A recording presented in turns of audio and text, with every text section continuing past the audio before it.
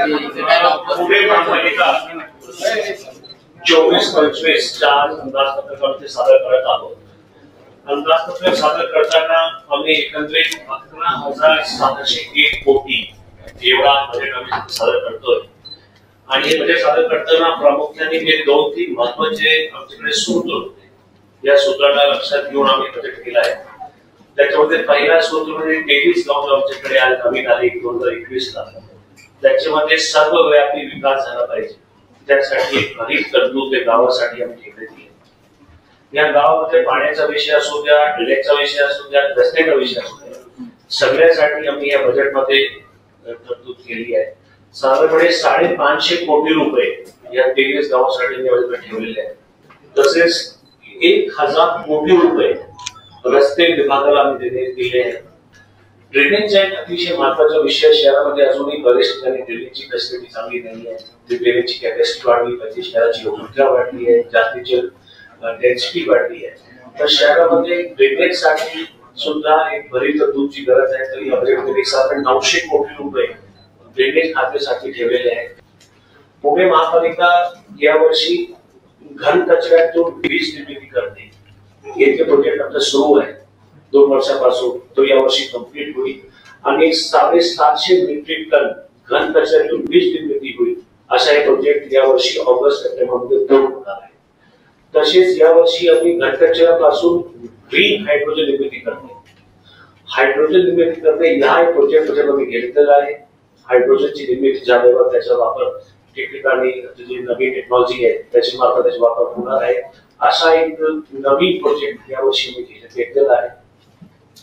हे सगळे प्रोजेक्ट करताना शहरामध्ये लोकांचा लाईफस्टाईल, क्वालिटी ऑफ लाईफ वाढली पाहिजे, तोच उद्देश आहे। आणि पुणे शहर क्वालिटी ऑफ लिव्हिंग मध्ये देशात नंबर 1 आहे, तर देशामध्ये नंबर 1 राहिला पाहिजे तसं आमचं प्रयत्न आहे। थँक्यू।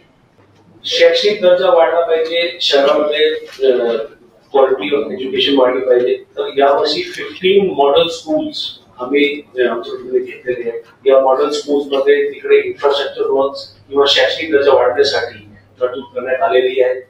तसेच जे औषध खरेदी करताना आम्हाला माहिती की औषधाची किती वाढ चाललेली आहे, तर औषधासाठी जेनेरिक स्टोअर सुरू करणे।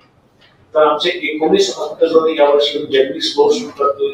या जेनेरिक स्टोअर्स मध्ये स्वस्तात औषध सगळ्यांना मिळणार आहे, तशा प्रकारचं सुद्धा आम्ही बजेट तरतूद केली आहे आणि 19 जेनेरिक स्टोअर्स लगेच सुरू होतील अशी प्लॅनिंग आहे। सर, प्रॉपर्टी टॅक्स हा आपला मेन रेव्हेन्यू आहे।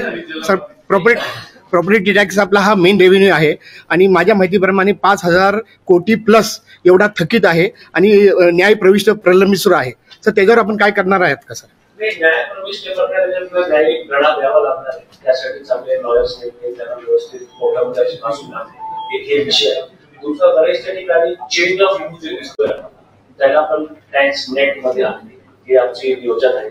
त्यासाठी आम्ही शहराचे डिजिटल ट्विट द्यावं, पुणे शहराचा एक डिजिटल ट्विट द्यावं, त्यातून आपल्याला प्रत्येक प्रॉपर्टीचा, प्रत्येक ठिकाणचा एक जे व्ह्यू आहे ते व्ह्यू बसून पण पाहता येईल असं म्हणजे डिजिटल ट्विट तयार करतो। त्यातून सुद्धा बऱ्याच ठिकाणी प्रॉपर्टी टॅक्स ची डिजिटल यूज आहे त्याला फाईट करणे सोपं आहे। Thank you sir. मित्रांनो, आमचा हा व्हिडिओ शेवटपर्यंत बघितल्याबद्दल धन्यवाद। तुम्हाला हा व्हिडिओ कसा वाटला हे खाली कमेंट बॉक्समध्ये आम्हाला नक्की कळवा। If you like the video, do like, comment, share and subscribe.